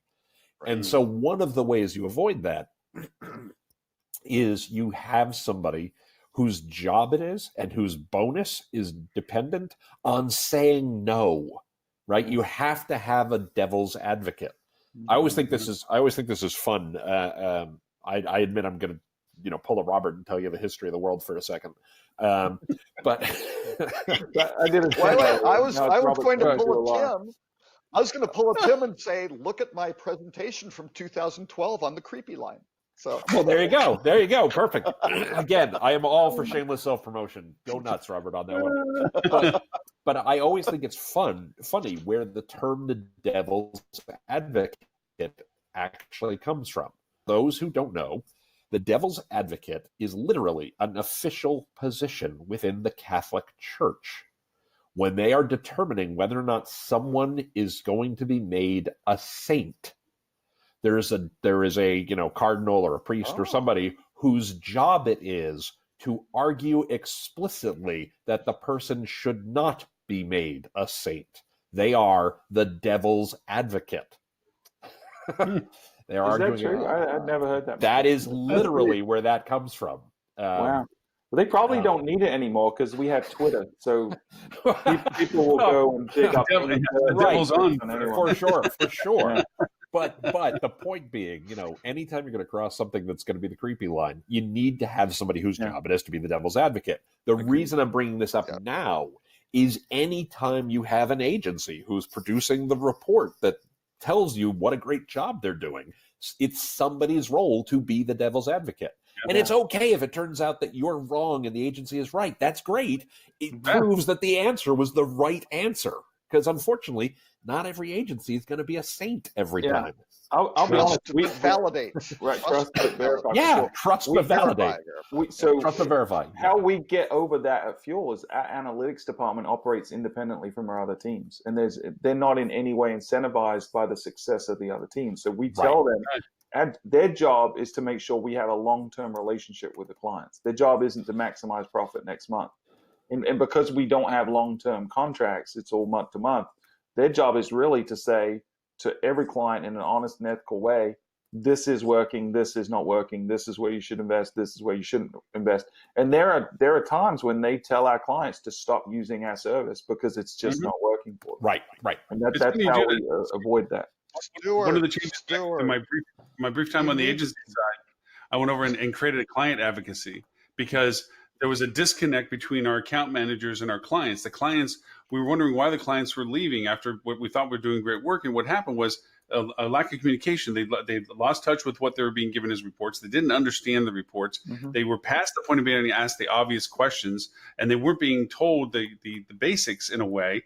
And then, simple changes in account managers with clients. Clients felt that they got disenfranchised, that they were just being passed on and all this other stuff. So I actually made a role of a client advocate. And that person was totally, to Tim's point, on the client side of talking to the clients and saying, look, my paycheck comes from this agency, but I'm here to find out what it is that you're getting or not getting. And we found out that reports were cumbersome, not useful, no action items, that they were redundant or unexplained. And we just started cleaning up some of the little stuff. And all of a sudden, it turned out to be phenomenal where the clients felt, hey, this is great. You are doing good work for me. Or, hey, this is something that I understand now. And so to your point, having that advocacy of somebody that goes over and says, hey, the emperor doesn't have any clothes on is good. You want, and it's okay to be wrong. It's okay to go over and say, we suck. Or, you know what, that agency is doing a good job for you. That's good. That's a validation point. So come on, guys. Stuart, you need to lock in these big, fat, juicy clients on long-term agreements. 20-year Marriott-style agreements. Well, I agree with that, too. You just need to make sure you can prove that it's actually working. Nah. They don't have an out. It doesn't matter. You don't have to report anything. You just keep...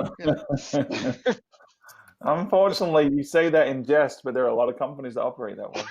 That's we've just described several companies' business models. Dependency. Yeah. You create this dependency. I have to sign off. I need to get to the airport finally. Yeah, and I actually need to sign off. I actually need to sign off as well. I need to get to the airport as well, but I need. Hey, to... you guys gonna ride together? No, we're going for very different ways. I'm actually meeting my daughter, who lives here in Arizona, and then we're going to pick up my wife, who is flying into Arizona. So nice.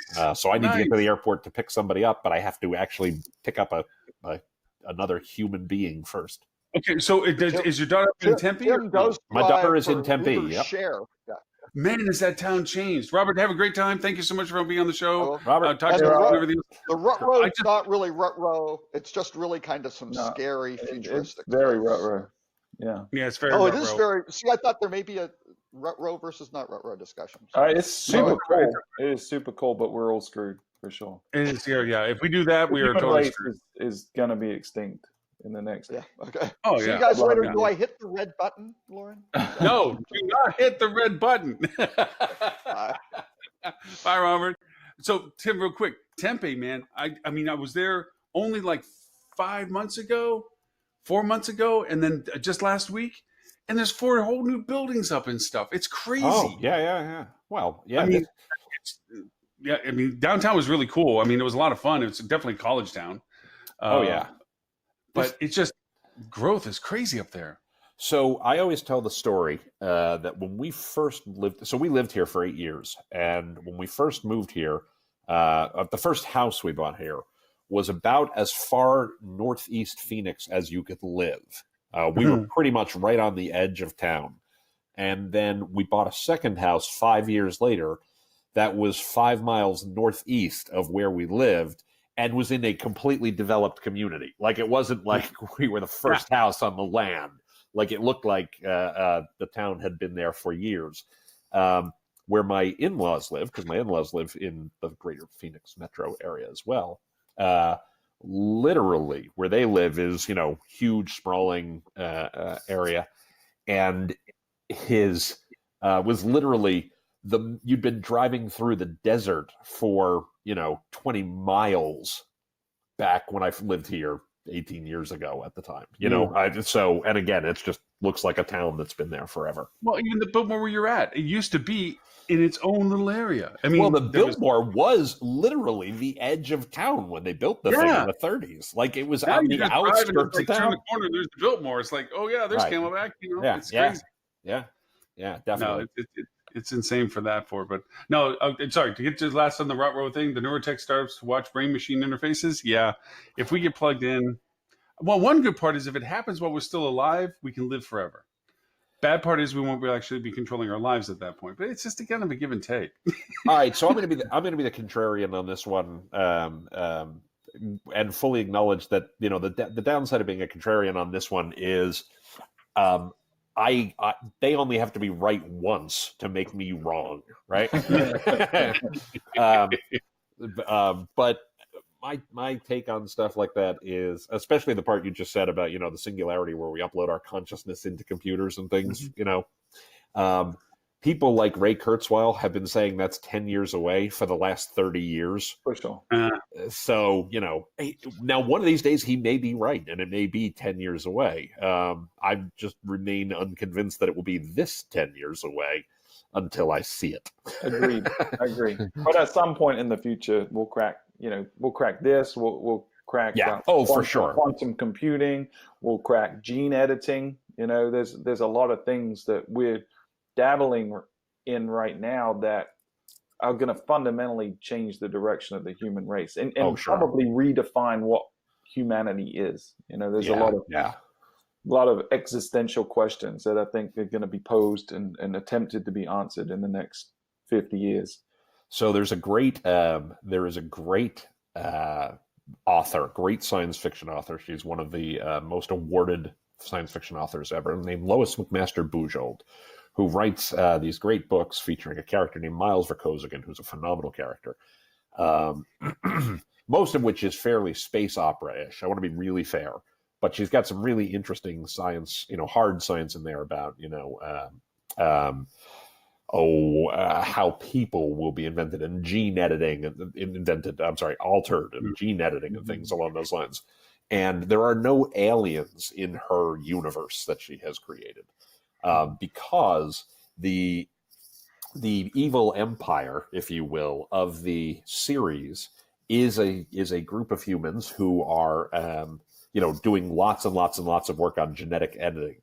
And the main characters, people, talk about, they're worried about where these folks end up with all this modifying they're doing of people, because their concern is whenever they get to where they're going, will they no longer be human, Right. or will they no longer see us as human? Right. This is what I'm saying. It's going to fundamentally change. And for people that say, well, this is just science fiction right now, I mean, go read up on some of the things happening with CRISPR. Yeah. There's a case in China right now that created a big uproar where a professor who wasn't even a geneticist, he was a physicist by trade, and started dabbling with CRISPR and ended up gene editing an expectant mother's twins so that they would be resistant to HIV virus, right? Yeah. And that in itself is not necessarily a big thing, but it opens up this ethical debate about, because not only are they going to have a resistance to HIV, but then their children will, and then their children. And so you're changing generations to come. Yeah, in a lot of ways. And the other project going on in China right now with gene editing is there's literally a governmental agency whose mandate is to increase the average IQ of the population by 5 to 10 points every generation. Yeah. So you think about that. If one country or one group of people does that over the next 100 years or so, and now the average person is 100 IQ points smarter than other people, that's a massive advantage in every area of the world, So, and scary stuff. I agree with you. And for those of you who say, well, yeah, this sounds like science fiction, can't possibly be real, or it'll never work, right? Here's the thing.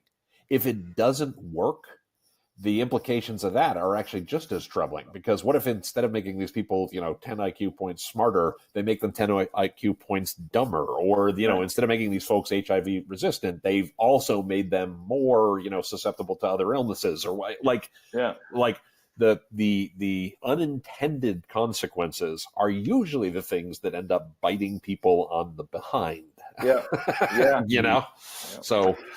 Well, that's okay. There was actually, and again, going to the same conversation, whether this is all good or all bad, there is a conversation as to whether or not we could be in a reverse situation, that technology gets ahead of our humanity, and we get not dumb machines, but machines that are not controlled by us, that do not see the relevance of our value. I mean, you look at Boston, the ones that make the robots, they do backflips now. Boston Dynamics. Yeah. The one they released this week, the video, that's the first time it moved like a human. Like a lot of the other times, it looked very robotic and precise, but they did one that did a gymnastics routine. And if you spin that with a human, you would not have been able to tell that was not a human being making those. No. And guys, I do have to run, but I have to tell one quick story. So sorry to dialogue and dash, but you come out with always one-liners, man. I love it. Thanks. I am always reminded of the first time I watched the movie The Terminator with one of my kids, right? One of my daughters, who was probably like 15 at the time, and she had an enormous problem with something in the movie. She just didn't buy it at one point in the movie. And I said, what, your concern is with the fact that there's some time-traveling killing machine from the future? And she said, no, absolutely not. She really had a problem with the part where the Terminator goes into a phone booth, opens up the phone book, and can see a list of everybody's name, address, and phone number. And she's going, come on, that never happened. That was not a real thing. And I'm like, no, that's totally a real thing. But the time-traveling killer robot, she's like, oh, that could totally happen. Yeah.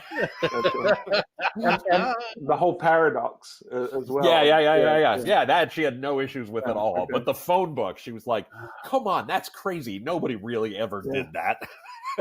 Hey, Tim, before you go, one thing, that movie with the Gemini Man with Will Smith, A Oh lot yeah, of yeah, new yeah. features with it, 120 frame per second, and the Yeah. CGI they built Will Smith with was AI based because Yeah. they had to get his nuance of personality in it, where Yeah, it yeah. wasn't.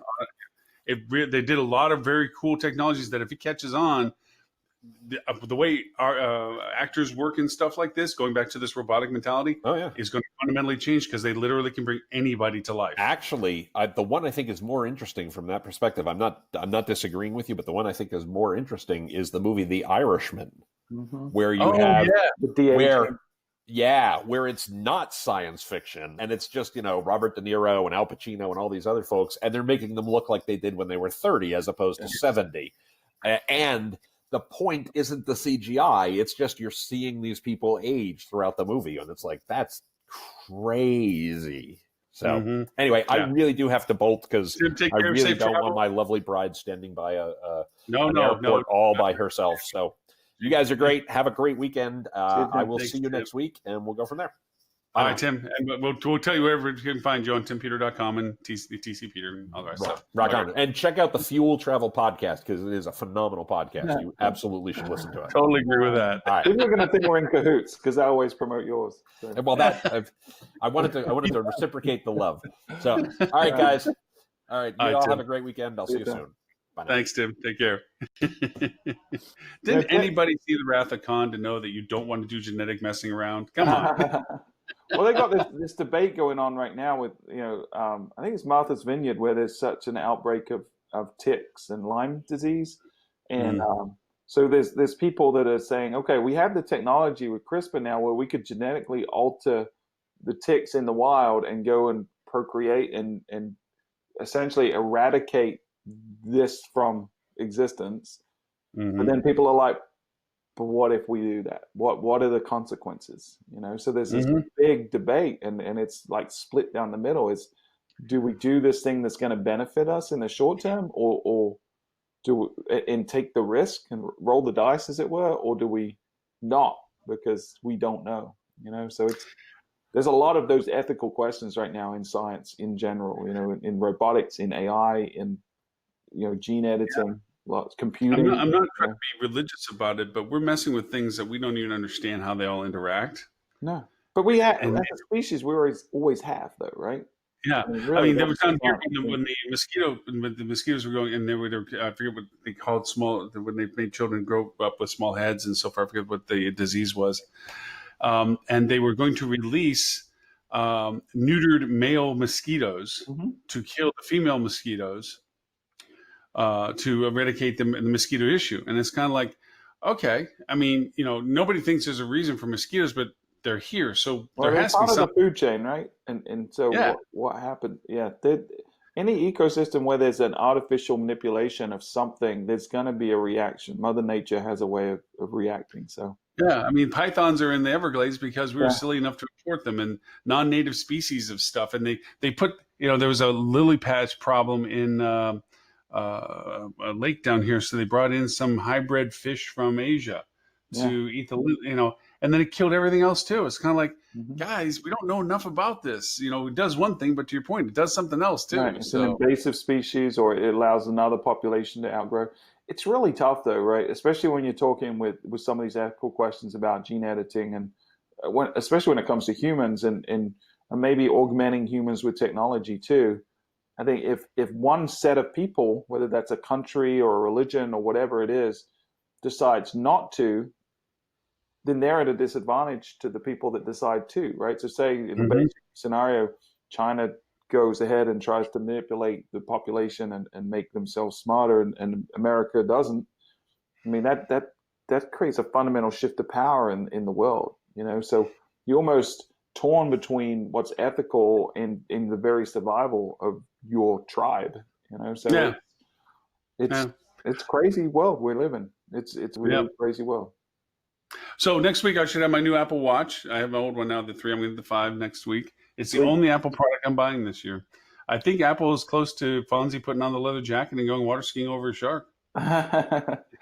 Well, yeah. I mean, they haven't innovated like they used to. And part of that's because the technology is maturing. The iPhone is, 11 years old, 12 years old now. So they've somewhat perfected it. I think we'll see a bigger jump next year, but Oh, we Um, will. Yeah, with I, I 5G. almost I almost wonder if they'd be better served at this point going to a 2-year cycle versus a 1 year, because 1 year of R&D and manufacturing is not a lot of time to cram in a lot of new things, right? Well, So they said being that the more average iterative. phone replacement now is up to 2.8 years is the Yeah. average change from 2.4 Which you to you have the 2.8. X too, right?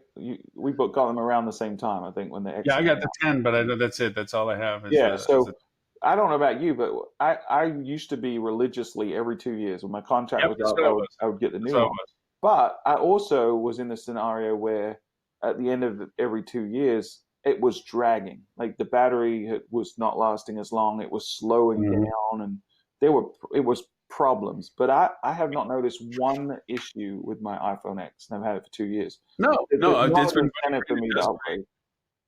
Yeah, no, I don't have any reason to replace. I mean, I love the new cameras on the new phone, but it's not worth it. I love the Yeah, faster processor. It's not worth it. yeah. There's Uh, no killer app, right? There's no differentiator. It's yeah, and I want the 5G next year. I don't want to have to buy another, from just a 1 year over kind of thing. yeah, But yeah. I just get disappointed when I see Apple doing Apple Plus and Apple Games, and it's turning into a subscription service. I'm like, They're losing guys, sight, man. They're trying to diversify at the wrong time. They're probably 10 years too late to do some of those things, and yeah, they they're missed the going to home. lose focus. Yeah, they that whole they don't even talk about their speaker system anymore. That's coming down. Their Apple It was TV a big missed deal. that as Right. well. And even their fundamentals, right? Like their laptops, the Mac Pros that we have in our office, anyone that's been bought in the last 2 years hates it because the battery life is 10% of what it used to be. Hmm. They've got this Hmm. stupid touchscreen bar at the top, I guess is what it is, or the newer screen LED technology, whatever it is. Like literally, Melissa and our team, she's the director of analytics, and she has last year she got an upgraded Mac. She used to have one that was about 6 years old. The battery would last 10 hours. She Hmm. will sit in an hour-long meeting and worry that her battery is not going to last the entire meeting now. And it's I mean, my MacBook Pro is late 2015. yeah, And I'm not looking to replace it because I know the fan pretty much runs constantly now because programs are requiring more processing speed. But I so bought the top end of what I could get. My iMac was the last thing that got updated at 2017. That's the last update that they've done on the iMacs, yeah. and that's what I have here. Well, the watch I wanted to because 3 to 5 was enough of a shift. Yeah, they've got some for the- cool new monitors and stuff on there, in terms of the biometrics yeah, and stuff. yeah, I love the fall and the alarm thing and the decibel thing is just probably gadgety, but I use my watch persistently. I mean, I Mhm. sometimes leave my phone at home even and just have my watch because it's a phone also. Yeah, So I enjoy the health things of it. I like all the things that it tracks. yeah, yeah. So for all of that, but yeah, it seems one of those things where I'm actually looking back saying I love OS systems for Apple, but the hardware stuff just seems to be one of those afterthoughts now. But oh well. Yeah, I will probably upgrade next year when hopefully there's a bigger jump in technology. But Yeah. yeah, I'm definitely not doing it any time before that. No. I wouldn't Well, buy thank Apple you for stock. Let's say seeing that way. Robert today. Huh? I would not buy Apple stock right now. No, I'm actually looking at what I'm going to do with mine that I have. I mean, it's not growing very much, and it's been slipping up and down a little bit dramatically. But thank you for babysitting Robert today. My pleasure. He only threw one temper tantrum, so it was pretty easy. Oh, well, that's all good. That's all good. Yeah, I'll bug you about trying to test the new platform sometime soon. Like I said, I just built it up already. I just want to go over and test and see if it can do everything we want it to do. Yeah, let me know because we have a Webinar Jam license and we're looking at rebooting our webinar strategy. So we might start doing more. And so if it's a good platform for that, especially the kind of rebroadcasting the same webinars, that kind of stuff, the ever webinar kind of philosophy. Yeah, that's supposed to be in the roadmap that they will rebroadcast them out. You take a look on an app. So it's called Live Webinar, and if you buy 5 codes, it costs. Well, I get the 10% discount because I have the Pro thing, but $445. But it gives you your market banners. It gives you can use Prezi on it. It got some pretty cool interfaces. It's on the roadmap. Also, it's going to connect with what I'm going to use the Digital Summit on, which is Hey Summit. It'll integrate with that. The things I'm thinking is missing right now is it only has a simple registration page, but you can always build your own email registration pages. Yeah.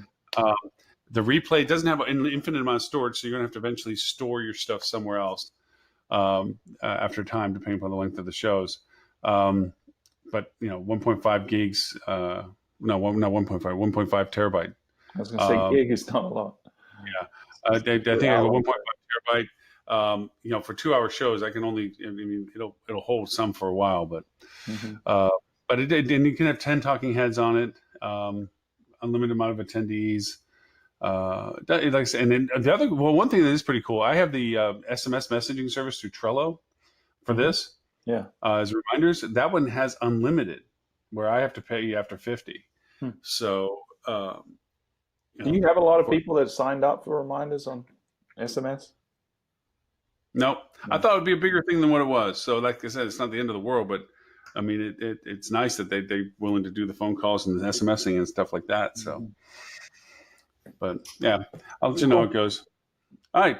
Well, Stuart, thank you very much. Obviously, everyone talks about your podcast, as do I. So where can they find your podcast? Fueltravel.com/podcast, or just search for Hotel Marketing Podcast, and you will find us anywhere that you listen to podcasts. We are usually number one. And fueltravel.com. Fueltravel.com is the mothership. And if you want to learn about our mobile app, our mobile booking engine, our awesome marketing services where we do not steal attribution from other people, that's where it is, fueltravel.com. Excellent. And for being able to play the show back, you can go to hospitalitydigitalmarketing.com/live. There, all of our previous 216 episode links are available as well through archive links, or for this year, individual links all the way back to the beginning of January. So, and I do want to rave about Tim's podcast, even though it looks like I'm reciprocating quid pro quo, because quid pro quo seems like a topic right now in the news. But yeah, right. But there are very few shows I listen to where I feel dumb every time I listen to it, right? And he makes me feel like, why didn't I think about that? That is so smart. Every single episode, he is. He's brilliant. I've learned so much just listening to him, and it's the great thing about it is it's just like 10, 15-minute little bite-sized chunks. So if you want to feel dumb about yourself and then ultimately leave smarter for having listened to it, then go check out Thinks Out Loud by Tim Peter. And it's available anywhere you listen to podcasts. It's great. It's one of my favorites. One of the ones I really look forward to listen to each week. It's very true. And he does. He has a great high-level view that he can get to the core of what the issues are, and he can see it from a perspective that, like you said, you go and say, why did I think of that? That makes perfect sense. He can join dots that I didn't necessarily see, but as soon as he points them out, I'm like, man, that was obvious. And the other thing that Tim does really, really well is he articulates. He's such a good communicator, right? His choice of words is almost genius in terms of, like, he's just very deliberate in the choice of the words that he uses, and it really effectively communicates the messages he's trying to communicate. So really, I'm a total fanboy of Tim. Total fanboy. Oh yeah, no, I'm with you on that one. And then if you ever get the chance to see him run a panel or something, it's funny. I was in the back of the room when he was moderating a panel, and everybody was like, man, he is so good at that, because he gets great information out of his panel without him having to talk a lot. Right. He does a great job of being able to, like I said, articulate exactly what he's trying to get to, and he brings the conversation out of these people phenomenally well. He is it, right? Which is what a modern